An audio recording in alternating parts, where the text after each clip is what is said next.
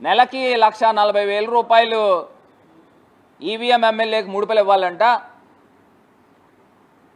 మళ్ళీ ఆయన అడుగుతా ఉన్నాడు, అవతలాడు పెంచారండి రేట్ అని అడుగుతా ఉన్నాడు. అంటే నేను ఇలా ప్రెస్ మీట్లు పెడతా ఉంటే రేట్లు పెరిగిపోతూ ఉంటాయి అన్నమాట ఈవీఎం ఎమ్మెల్యేకి. ఇదొక ఆదాయం, ఇదొక ఆదాయం. నేను చెప్తా ఉన్నా, హెచ్చరిస్తా ఉన్నా, ఇవాళ ప్రజలు తిరగబడే రోజుల దగ్గరికి వచ్చాయి.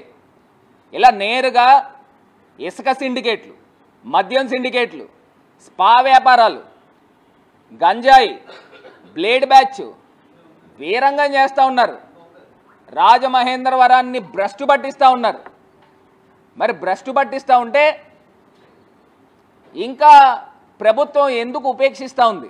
నేను నిజంగానే చంద్రబాబు నాయుడు గారికి, నారా లోకేష్ గారికి, వీళ్ళిద్దరికీ కనుక చిత్తశుద్ధి ఉంటే ఇమ్మీడియట్గా ఈవీఎం ఎమ్మెల్యేని పార్టీ నుంచి సస్పెండ్ చేయండి, ఆదిరెడ్డి శ్రీనివాస్ని పార్టీ నుంచి సస్పెండ్ చేయండి, ప్రభుత్వము తాలూకా యాక్షన్ తీసుకోండి. ఎందుకంటే ఇలాంటి వాళ్ళ శాసనసభ్యులు, ఇలాంటి వాళ్ళ ప్రజాప్రతినిధులు, ఎందుకంటే ఇలాంటి వాళ్ళు నేరుగా డైరెక్ట్గా ఓపెన్ మార్కెట్లో చేసినట్టు డబ్బులు కలెక్షన్లు చేస్తూ ఉంటే అసలు ఆ ప్రభుత్వం యంత్రాంగం ఏం చేస్తూ ఉంది? అతనేమో పార్ట్ 1లోనేమో ఆ వ్యక్తి నా వాయిస్ కాదంటాడు.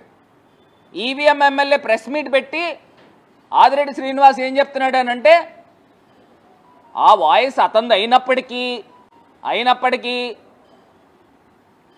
ఏ వలన మాడ్యులేషను అని బుకాయించే కార్యక్రమం చేస్తాం. అసలు ఎక్కడికి వెళ్ళిపోతూ ఉన్నాం? నేరుగా నేను చెప్తా ఉన్నానండి, మాజీ మంత్రి జోగి రమేష్ని మీరు అరెస్ట్ చేశారు. ప్రస్తుత ఎమ్మెల్యే వాళ్ళ బంధువు, సమీప బంధువు, మాజీ కార్పొరేటర్ వాయిస్ నేరుగా దొరికింది. తెలుగుదేశం పార్టీ అధ్యక్షుడు రాజమండ్రి నియోజకవర్గాన్ని ఆయన వాయిస్ దొరికింది. దీనిపైన మీరు ఎందుకు దర్యాప్తు చేయట్లేదు? ఎందుకు యాక్షన్ తీసుకోవట్లేదు? ఈ వాస్తవాలు కాదా?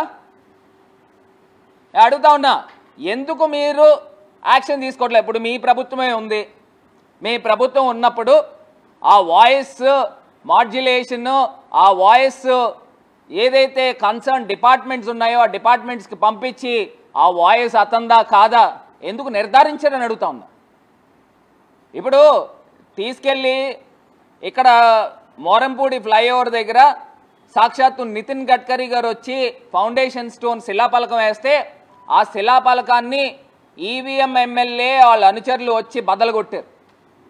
దానిపైన మేము కంప్లైంట్ ఇచ్చాం, దానిపైన కేసు లేదు.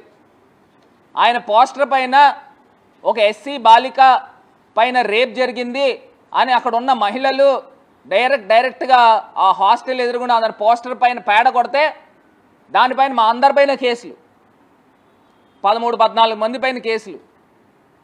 ఇదా ప్రజాస్వామ్యం అంటే? ఇంత దారుణమా? ఇవాళ ఈ ప్రభుత్వానికి చిత్తశుద్ధి ఉంటే మీరు రాజమండ్రి నుంచి ఈ లిక్కర్ మాఫియా ఏదైతే జరుగుతూ ఉందో ఇక్కడి నుంచే మీరు ప్రారంభించండి. యాక్షన్ తీసుకోవడం ఇక్కడి నుంచే ప్రారంభించండి. నారా లోకేష్ గారికి చెప్తా ఉన్నా, చంద్రబాబు నాయుడు గారికి చెప్తా ఉన్నా, ఇక్కడి నుంచి మీరు యాక్షన్ తీసుకోండి. మీ పార్ట్నర్ అయిన పవన్ కళ్యాణ్ గారికి కూడా చెప్తా ఉన్నాం. ఇక్కడ రాజమండ్రి శాసనసభ్యుడు నియోజకవర్గాన్నే కాదు రాష్ట్రాన్ని భ్రష్టు పట్టిస్తూ ఉన్నాడు. ఈ ఆడియో టేపులు ఇవన్నీ వింటూ ఉంటే సిగ్గేస్తూ ఉంది కూడా. ఇలాంటి వ్యక్తిన రాజమండ్రి ప్రజలు ప్రజాప్రతినిధి కింద ఎన్నుకున్నది అని ఇంత దారుణంగా చేస్తూ ఉంటే అసలు ఇంకా ఎందుకు ఉపేక్షిస్తున్నారో అర్థం కాని అంశం కింద ఇవాళ కనబడతా ఉంది. ఇవాళ కేవలము డైవర్షన్ పాలిటిక్స్ చేస్తూ ఉన్నారు. ఆ డైవర్షన్ పాలిటిక్స్లో నిన్న జోగి రమేష్ని అక్రమంగా అన్యాయంగా ఏ రకంగా అయితే అరెస్ట్ చేశారో డైవర్షన్ చేసి ఇవాళ డైరెక్ట్గా దొరికినాయి. మరి దొరికినప్పుడు ఎందుకు యాక్షన్ తీసుకోరని అడుగుతా ఉన్నా. దీనిపైన చిత్తశుద్ధితో పనిచేయాల్సిందిగా ఈ ప్రభుత్వాన్ని హెచ్చరిస్తా ఉన్నా. ఏమండి ఒక్కటండి, ఇవాళ వీళ్ళకి కనీసం నైతికత ఉందండి? కనీసం సిగ్గుందండి? ఒక పక్కనేమో జోగి రమేష్ని అరెస్ట్ చేస్తారా, అతను ఎవడో కన్ఫెషన్ స్టేట్మెంట్ ఇచ్చాడు అక్యూజ్డ్. ఆ అక్యూజ్డ్ కూడా డైరెక్ట్గా చంద్రబాబు నాయుడు గారితో ఫోటో ఉంది ఆ తెలుగుదేశం కండువాతో. ఆ అక్యూజ్డ్ మరి చంద్రబాబు నాయుడు గారు చెప్పింది చేయకపోతే ఏం చేస్తాడు? ఆయన తీసుకొచ్చి జోగి రమేష్ని అరెస్ట్ చేశారు ఆ కన్ఫెషన్ ఇచ్చాడని. మరి ఇవాళ డైరెక్ట్గా వాయిస్ రికార్డులే దొరుకుతూ ఉన్నాయి. ఆ వాయిస్ రికార్డు ఒరిజినల్ రికార్డు కూడా ఉంది, అది కూడా పెట్టిస్తాను బయట, కంగారు ఏం లేదు. ఇవన్నీ కూడా హైకోర్టులో కూడా ప్రైవేట్ కేసు వేస్తాము. దీన్ని యాక్చువల్గా సుమోటోగా తీసుకుని పోలీసులు కూడా కేసు కట్టాలి. ఈ ఖచ్చితంగా కంప్లైంట్ ఇస్తాము. దీనికి తగిన యాక్షన్ తీసుకోకపోతే పోలీసుల పైన కూడా ప్రైవేట్ కేసు వేయడం కూడా జరుగుతుందని కూడా సందర్భంగా తెలియపరుస్తాం.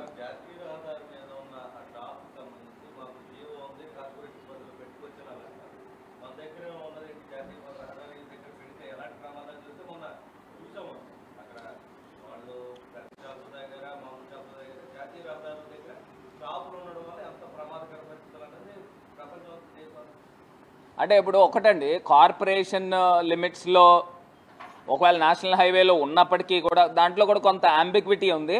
ఖచ్చితంగా ఇవన్నీ కూడా ఏంటంటే ప్రభుత్వము తగు నిర్ణయాలు తీసుకోవాలి. నేషనల్ హైవే పైన ఏవైతే వెహికల్స్ వెళ్తూ ఉంటే అక్కడ ఆపి లిక్కర్ కొనుక్కొని వెళ్ళిపోతారు. మరి లిక్కర్ కొనుక్కొని వెళ్ళినప్పుడు యాక్సిడెంట్స్ జరగవండి? యాక్సిడెంట్స్ జరగవండి? ఈ రకమైన ఘటనలు జరుగుతున్నాయి. ఖచ్చితంగా కూడా ప్రభుత్వం నిర్ణయాలు తీసుకోవాలి. దీనిపైన కూడా మీరు చెప్పింది కూడా వ్యాలిడ్ పాయింట్. నేషనల్ హైవేస్ పైన వైన్ షాప్స్ అనేవి కూడా ఉండేదానికి లేదు.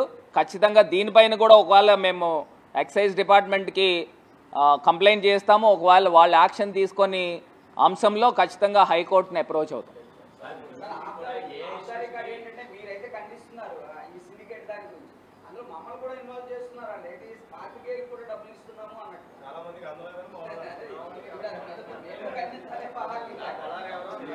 అండ్ నేను ఒక అంశం చెప్తున్నా, ఒక అంశం అయితే క్లియర్గా చెప్తున్నా. మీడియా కూడా మీ పాత్ర మీరు పోషించండి. డైరెక్ట్గా రెడ్ హ్యాండెడ్గా దొరుకుతున్నప్పుడు అది ఏఐ మాడ్యులేషను లేకపోతే గ్రాఫిక్స్ అని మిమ్మల్నే మళ్ళీ కూర్చోబెట్టి ప్రెస్ మీట్లు పెడతా ఉన్నారు. మొన్న ప్రెస్ మీట్లో కూడా మీరు చూస్తే మద్యం సిండికేట్ వాళ్ళేమో పైన ప్రెస్ మీట్ పెట్టడమా, కిందనేమో అదే బిల్డింగ్లో కిందనేమో తెలుగుదేశం పార్టీ అధ్యక్షుడు అక్కడ ప్రెస్ మీట్ పెట్టడమా? అంటే ఇక్కడే అర్థమైపోతుంది. ఇప్పుడు డైరెక్ట్గా ఎమ్మెల్యే వాళ్ళ పిఆర్ఓనే మద్యం సిండికేట్ ప్రెస్ మీట్ ఉందని మీ ప్రెస్ వాళ్ళందరికీ కూడా మెసేజ్లు పంపిస్తారు. ఎక్కడికి వెళ్ళిపోతున్నాము? ప్రెస్ వాళ్ళు ప్రశ్నించాలి. ఏమయ్యా మీరు మమ్మల్ని ప్రెస్ మీట్లకు పిలుస్తున్నారు, మీరు చెప్పిందల్లా వినడానికి మీ కంటికి మేము ఎలా కనబడుతున్నామని మీరు ప్రశ్నించాలన్నా, ప్రశ్నించాలి. సిగ్గు లేకోకుండా డైరెక్ట్గా ఎమ్మెల్యే పిఆర్ఓ ఎలా పెడతాడండి? అంటే మద్యం సిండికేట్ పిఆర్ఓ ఎమ్మెల్యే పిఆర్ఓ ఇద్దరు ఒకటేనా అంటే దాన్ని బట్టి అర్థం అవుతుంది కదా. ఈసారి ఎమ్మెల్యే ప్రెస్ మీట్ పెట్టినప్పుడు మీరు అడగండి, ఏమయ్యా మీ పిఆర్ఓ మాకు మెసేజ్ పెడతా ఉంటాడు రెగ్యులర్గా, మద్యం సిండికేట్ వాళ్ళు పిఆర్ఓ కూడా మీ పిఆర్ఓనే మద్యం సిండికేట్ ప్రెస్ మీట్ ఉందని పెట్టాడు, దీనికి ఏం సమాధానం చెప్తారు? మీ పిఆర్ఓని ఎందుకు తొలగించారా లేదా, లేకపోతే మీ సమక్షంలోనే మీరు చెప్తేనే అతను చేశాడా? ప్రశ్నించండి. ఇంత ఓపెన్గా డెలిబరేట్గా మీ ప్రెస్ మీట్లు పెట్టినప్పుడు ఇక్కడ డైరెక్ట్గా ఇది చెప్తా ఉన్నారు. వాళ్ళకి ప్రెస్ వాళ్ళకి ఉంది లేకపోతే డిపార్ట్మెంట్కి ఉంది, డైరెక్ట్గా చెప్తా ఉన్నాడు. మళ్ళీ స్టాంప్ పేపర్ల మీద రాసుకోవాలి. ఇందులో ఇంకొక అంశం కూడా, వీళ్ళ పార్టీ సభ్యుడే బర్ల బాబురావు గారు అనుకుంటా, ఆయన పెట్టిన ఫేస్బుక్లో మాట్లాడినవి కూడా ఉన్నాయి. డైరెక్ట్గా ఆయనే పెడతా ఉన్నాడు. ఆయన మీ పార్టీకి సంబంధించిన వ్యక్తే కదా, అతను చెప్పేది నిజమా? మరి అతను చెప్పేది నిజాలైతే, పోనీ అతను చెప్పే అబద్ధాలు అయితే మీ పార్టీ తాలూకా ఖండన ఎక్కడ ఉంది? మీ పార్టీ తాలూకా యాక్షన్ ఎక్కడుంది?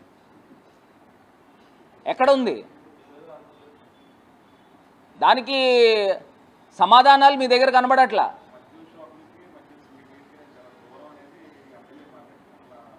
మద్యం షాపులకి సిండికేట్లు దూరం అయితే మీ పిఏనే తీసుకొచ్చి డైరెక్ట్గా మద్యం సిండికేట్ మీటింగ్ ఉంది లేకపోతే ప్రెస్ మీట్ ఉందని పెడతా ఉంటే దూరం అని ఎలా చెప్తాడండి?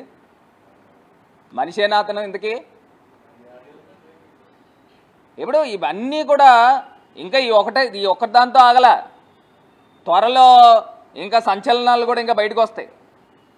ఇదే తెలుగుదేశం పార్టీ అధ్యక్షుడు తాలూకా సంబంధించిన ఆడియోలు, వాయిస్ మెసేజ్లు ఇవన్నీ కూడా ఉన్నాయి. ఆ సమయం సందర్భం వచ్చినప్పుడు అవి కూడా రిలీజ్ చేస్తాం.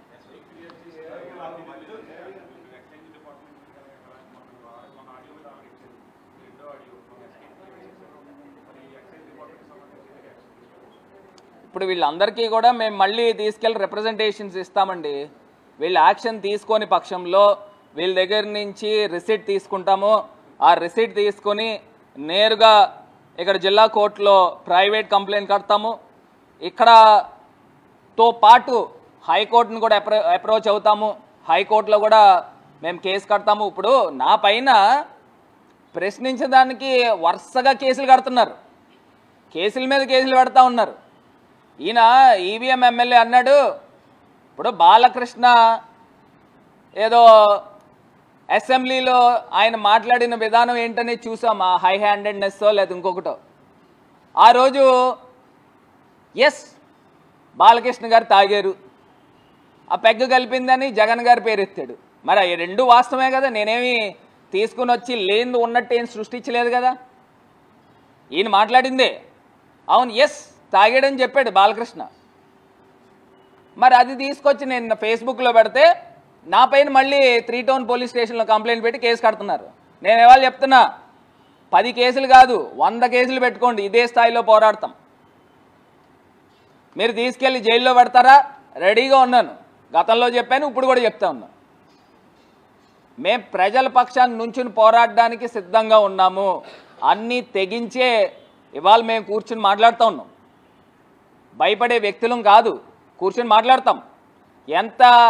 మీరు ఎన్ని ఒత్తిళ్లు తీసుకొచ్చి ఎంతమందితో మీరు ఫోన్లు చేయించి రిక్వెస్ట్లు చేయించినా కానీ ఇక్కడ ఆగే సమస్య లేదు.